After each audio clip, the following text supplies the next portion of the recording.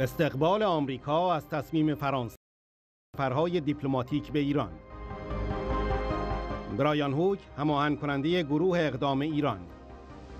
متحد بزرگ ما فرانسه تمامی سفرهای دیپلماتیک غیر ضروری به تهران را به خاطر نقش رژیم ایران در توطئه علیه گردهمایی اپوزیسیون معلق کرده است. ما به فرانسه به خاطر این گام تبریک میگوییم و امیدواریم اقدامات بیشتری توسط تمامی کشورها برای حفاظت از امنیت خودشان صورت گیرد. In July, an Iranian diplomat based in Vienna was arrested for supplying explosives to terrorists seeking to bomb a political rally in Paris. While the regime tries to convince Europe to stay in the nuclear deal, it is covertly plotting terrorist attacks in the heart of Europe. We are heartened by the news this morning that our great ally France is indefinitely postponing all non-essential diplomatic travel to Iran because of Iran's role in this plot. That's the kind of action that President Trump and Secretary Pompeo welcome.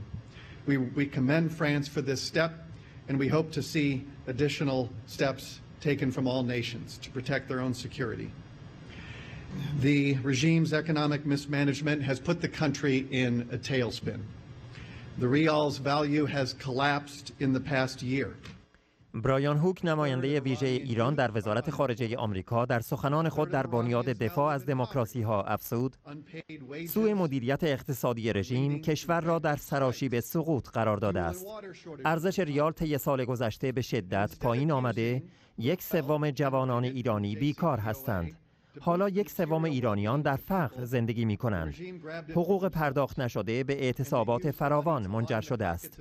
کمبود سوخت و آب فراگیر است. و به جای بکارگیری ثروت تولید شده به واسطه برجام برای بهبود وضعیت مادی مردم، رژیم این ثروت را برای خودش برداشته است و آنها این پول را برای جیب دیکتاتورها و تروریستها استفاده می کنند.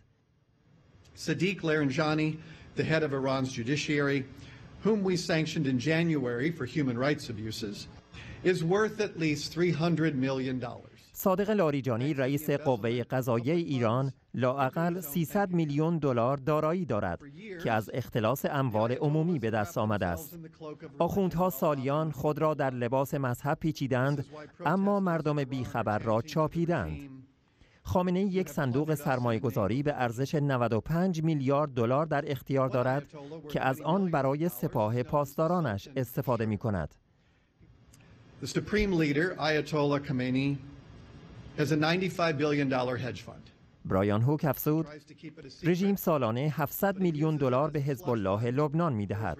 حداقل 16 میلیارد دلار در سوریه، عراق و یمن خرج کرده و در سال 100 میلیون دلار به حماس و جهاد اسلامی داده است.